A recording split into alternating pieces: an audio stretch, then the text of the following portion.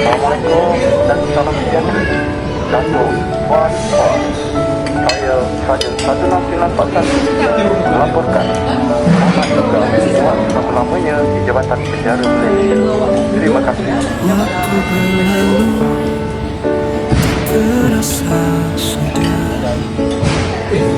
terulangi kita tanpa cerita membangun mimpi melawan hati.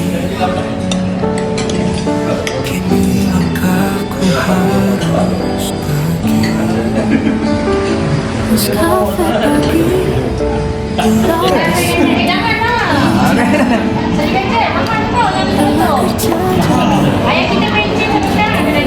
Kita tahu, nanti lepas 10 tahun saya tanya mana Milo tu. Tak ada siapa.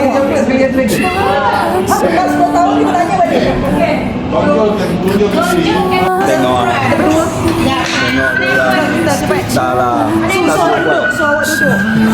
Kita belakang pula. Okey, so ambil gambar. Ucapkan terima kasih kepada semua yang menyokong selama ni. Hai. Saya harap kita akan jumpa lagi lah. Baik, Dola. Dia tahu tak pack tu ada simbol ni tak? Satu. No! Iwan. Umur sekali! Umur benci! Kamu benci.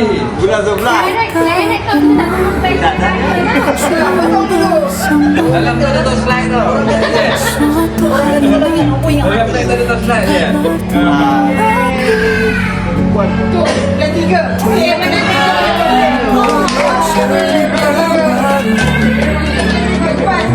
Korang tengoklah dia orang.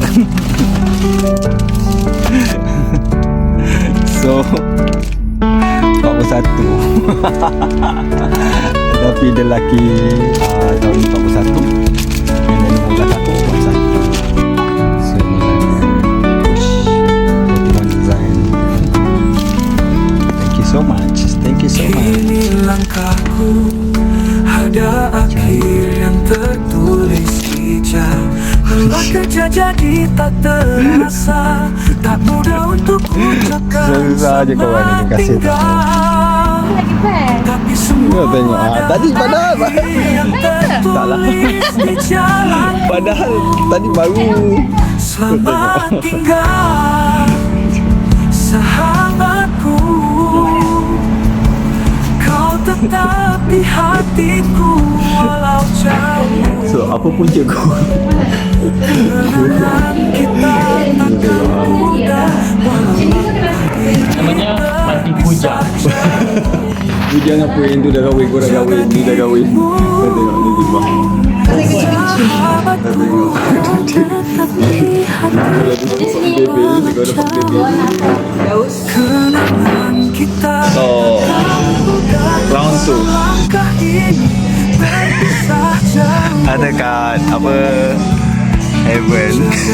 Heaven. Ni lah. Tak boleh buat live. Sebab dia orang gap habis-habis. Inilah ni tempat location kedua. Tak tahu Syafiq. Ya.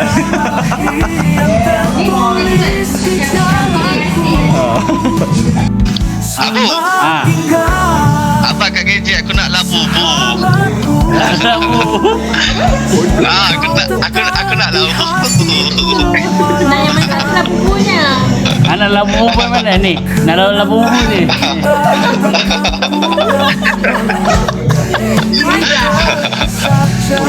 Benda labu. Jaga dirimu, sahabatku, kau tetap di hatiku walau jauh. Kenangan kita takkan pudar walau langkah ini terpisah jauh. Jaga dirimu, sahabatku.